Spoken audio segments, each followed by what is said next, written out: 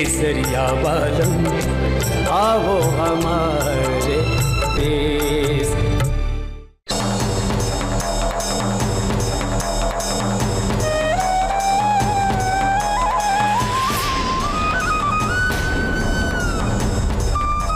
You के है रसाल?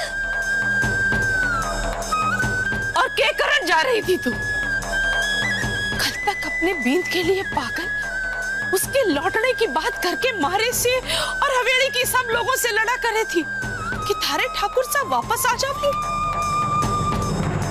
और जब मन ने थारे को यह बात का एहसास दिलाया कि सच्चाई को स्वीकार करके थारे को कठिन जीवन जीना पड़ेगा, तो तन्ने छुटकारा पाने के लिए अपने आप को खत्म करने को फैसला ले लियो। और क्या लिखा है तन्ने? आपकी दोषी हूँ मासा। ठाकुर साहब से मैं घणो प्रेम करूं और कि बहुत को इल्जाम है मैं अपने से लेकर ना जी सकूं। जाने तुम्हारे को बात तुम्हारे मन में थारे मर जाने की जरा सी भी बात होती ना रसाल, तो मैं थारे को बचाने अठे ना आती। मानू मैंने थारे को बहुत भला बुरियो कहे, पर कहीं ना के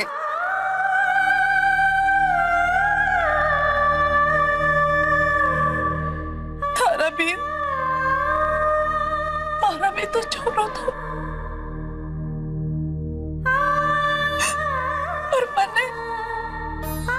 आखिरी बार थारे को उससे फोन पर झगड़ते सुनो था, उसके बाद बारह रणबीर कभी ना आया।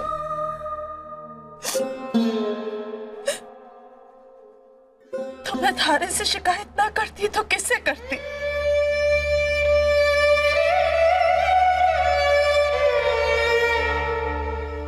एक बींदनी को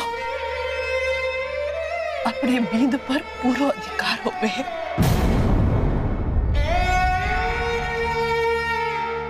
तो बींदड़ी है ना उसकी, इसी अधिकार से मैंने थारे से पूछियो तो बता, थारे से ना पूछती तो किससे पूछती? किससे शिकायत करती मैं? मानो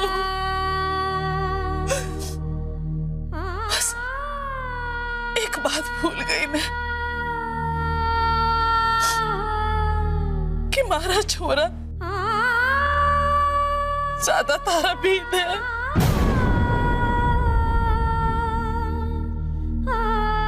और तेरे को सच्चाई का एहसास दिलाने वास्ते कुछ ज्यादा ही बोल गई मैं। और खुद को एक बार मारी जगह पर रख कर देख, भगवान जी महाराज ना करे कल तेरी औलाद के साथ ऐसी अनहोनी हो जावे कि तू क्या करेगी रसाल? बता।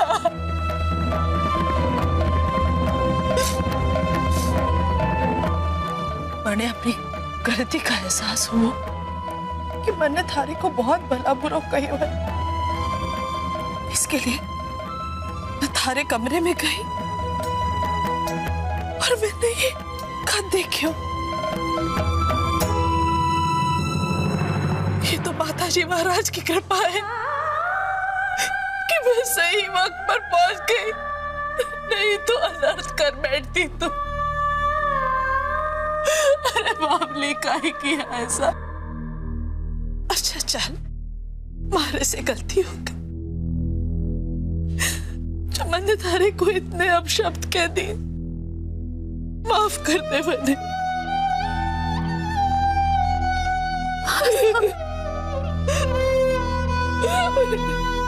मारो छोड़ो चलो क्यों, केली पड़ गई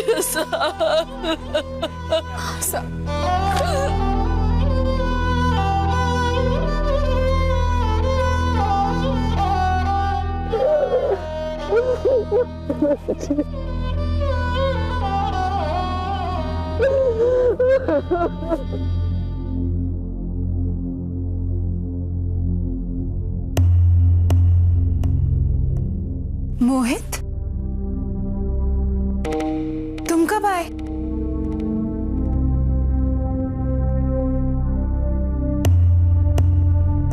क्या बात है? बहुत डिस्टर्ब लग रहे हो। तुम तो अपने पेरेंट्स से मिलने गए थे ना? हाँ मूमल, मैं गया था ताकि तुम्हारे भाई साहब के पिंडदान के दिन वो लोग आकर अपनी रिश्तेदारी निभाएं, मगर आज मैं उनसे सारे रिश्ते तोड़ आया। क्या? हाँ मूमल, जब मैं घर पहुंचा तो मैंने उर्वशी को अपने मम्मी पापा के साथ बातें करते देख मैं हैरान हो गया।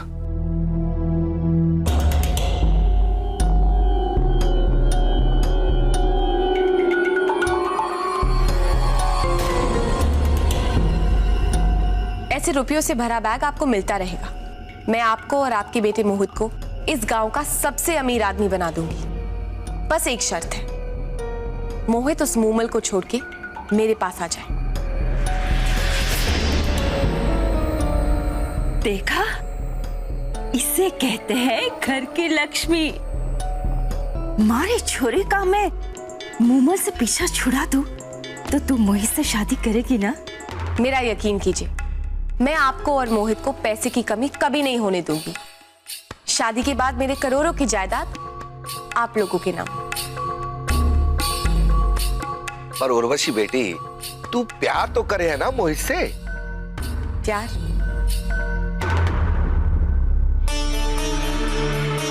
मैं तो कॉलेज में ही मोहित से प्यार करने लगी थी, लेकिन वो मूमल के साथ था, इसीलिए मैं अपने प्यार का इजहार तो कर ही नहीं पाई। फिर मैं यूएस चली गई और बहुत सारा पैसा कमाया, लेकिन मोहित को नहीं भुला पाई। जब मैं लौटी तो पता चला कि मोहित ने मूमल से शादी भी कर ली। आप लोगों से अलग जाकर वो मूमल के साथ रह रहा था। उसकी माली हालत खराब थी। मैंने बिजनेस के बहाने मोहित को कांटेक्ट किया। मोहित तो ये इत्तेफाक समझता था, लेकिन कुछ भी इत्तेफाक नहीं था। मोहित से मेरी पहली मीटिंग भी एक सोची समझी चाल थी। मैंने बिजनेस के बहाने बहुत ऐसे मौकों का इस्तेमाल किया जिससे मैं मोहित और मूमल के बीच एक रिफ्ट पैदा कर सकूं। अगर आप लोग साथ देंगे तो बहुत जल्द मूमल मोहित की जिंदगी से बाहर होगी। अरे बेटी, तू हमें सिर्फ इतना बता दे कि हमें करना क्या है। बेटा, तुम्हें मोहित से मिलवाने के लिए हम किसी भी हद तक जा सकते हैं। तो क्या करेंगे?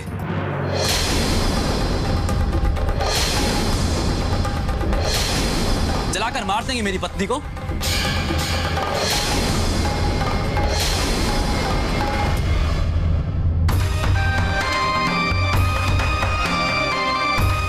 उर्वशी, तुम जिस बिकाऊ प्यार की तलाश में यूएस से यहां पे आई हो ना, वो मैं नहीं हूं। मैं अपनी पत्नी को जितना प्यार करता हूं ना, वो तुम प्यार के सौदागर क्या समझोगे? और आप लोगों को तो अपना जन्मदाता कहते हो मुझे शर्म आती है कि चंद पैसों के लिए आप इतना गिर जाओगे, ये मैंने कभी नहीं सोचा था।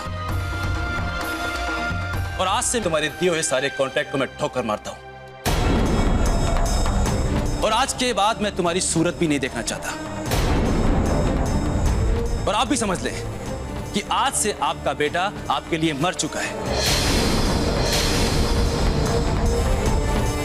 अरे मोहित, शर्म से मेरा सर नीचा हो गया मूमल कि मैं ऐसे माँ बाप का बेटा हूं। मोहित प्लीज काम डाउन। हम क्या करेंगे मूमल, ये मैं नहीं जानता। आज तक मैं तुम्हें एक पल की भी खुशी नहीं दे पाया। इतनी बड़ी हवेली की बेटी को नाजों से रखने के बजाय मैं एक छोटे से मकान में भी ठीक से नहीं रख पाया।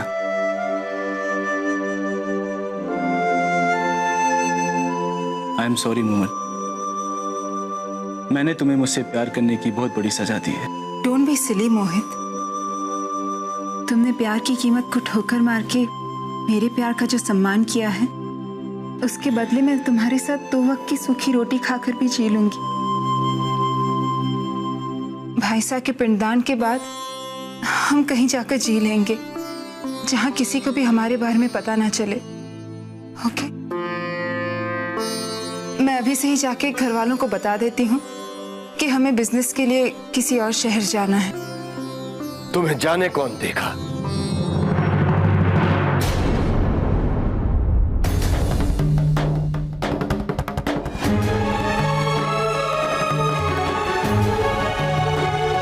तायसा, केस समझ के रखा है तुम लोग ने मारे को? हा? पहले हमारा भाई मेघ मारे को छोड़कर चला गया, फिर तारा भाई रणवीर मारे से नाराज होकर चला गया, और अब तू अपने तायसा से दूर जाने की सोच रही।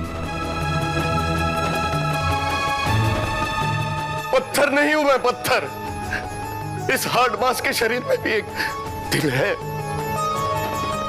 इस घर की इकलौती बेटी अपने ससुराल में जाकर इतना दुख उठाए और उसने अपने पिता समान तायसा को बताया तक नहीं। क्या गलती हो गई थी मारे से? बेटा बोल, किस बात की सजा दे रही है तू मारे को? बोल बेटा, किस बात की सजा दे रही है तुम्हारे को? नहीं तायसा, आपसे कोई गलती नहीं हुई। मैंने मोहित से आपकी मर्जी के खिलाफ जाकर शादी की, उसमें मेरी खुशी थी और हर हाल में खुश रहने की जिम्मेदारी भी मेरी ही थी। मैं अपने प्यार को कमजोर नहीं करना चाहती थी, बस इसलिए। तायसा, गलती मेरी है। एक आदमी का नसीब कहां तक खराब हो सकता है, उसकी मिसाल हूं मैं। मैं उस परिवार का बेटा हूं जो कभी बदल ही नहीं सकता।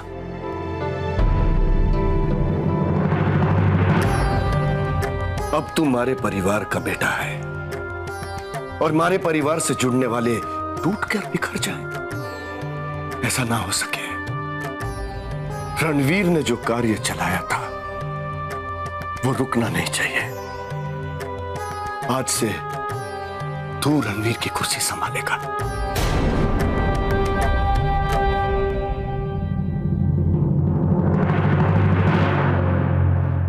बेटा, ये तेरे तायसा की मेहरबानी नहीं है, उनका आदेश है। क्या तू उनके आदेश को ठुकराकर उनका अपमान करेगा? अगर तू रणवीर की कुर्सी संभालेगा तो सबसे ज्यादा खुशी मारे को होगी। मारे को बोल बेटा।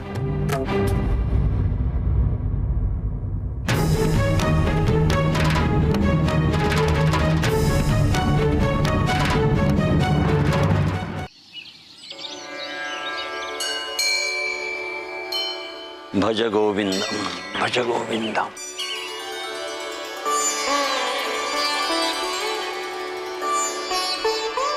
रुक्मी, भगवान से रणवीर के ठीक होने की दुआ मांग ली। अब कैसी है तबीयत रणवीर की? उनके घाव तो भर गए हैं गुरुजी, पर उन्हें होश का ही ना आ रही है। उसके सर पर गहरा वार किया गया है, इसलिए वो अस्थायी रूप से बेहोश है। उसको होश तो आएगा ही, मगर समय लग सकता है। गुरुजी, उनका होश में आना बहुत जरूरी है। जानता हूं, इसलिए तो मुझे चिंता हो रही है। अगर उसे जल्दी होश नहीं आया तो क्या करेंगे हम? रुक्मी, मैंने पहले भी तुम्हें कहा था कि हमारा ये मठ एक जगह स्थिर होकर नहीं रहता।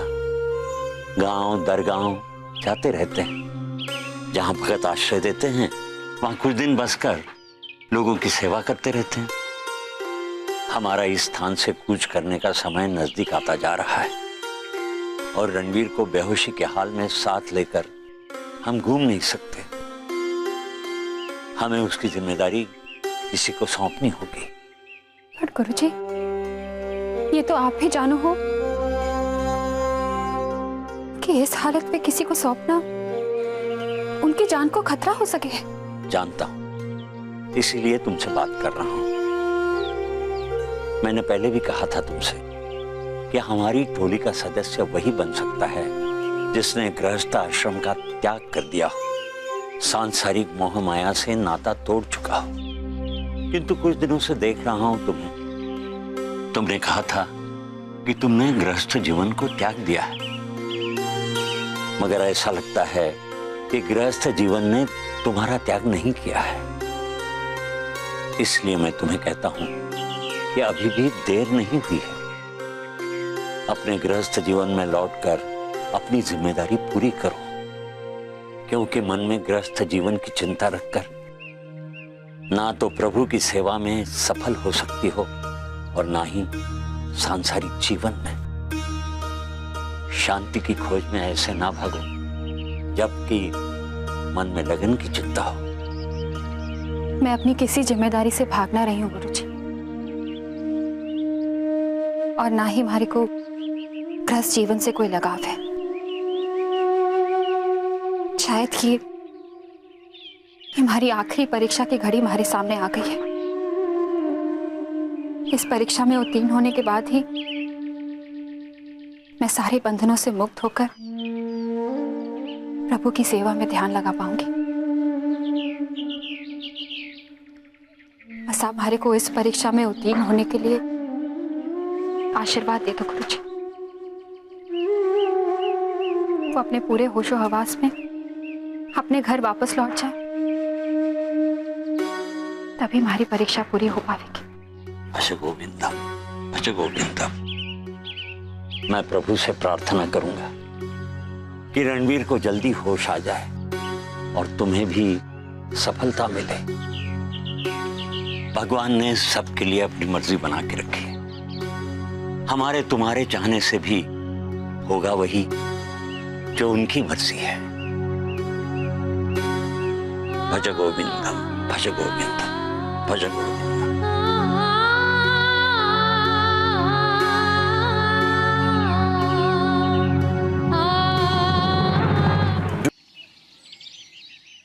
ढोक दो वापस। जी तो रे बेटा, आज इतनी जल्दी उठ गए? कहीं जा रहे हो क्या? पापा से आज से रोज सुबह जल्दी उठा करूंगा और आपके साथ ऑफिस जाया करूंगा। तुम्हारे साथ ऑफिस जाएगा? क्यों पापा साहब, मैं आपके साथ ऑफिस ना आ सकूं? ना, ऐसी बात ना है।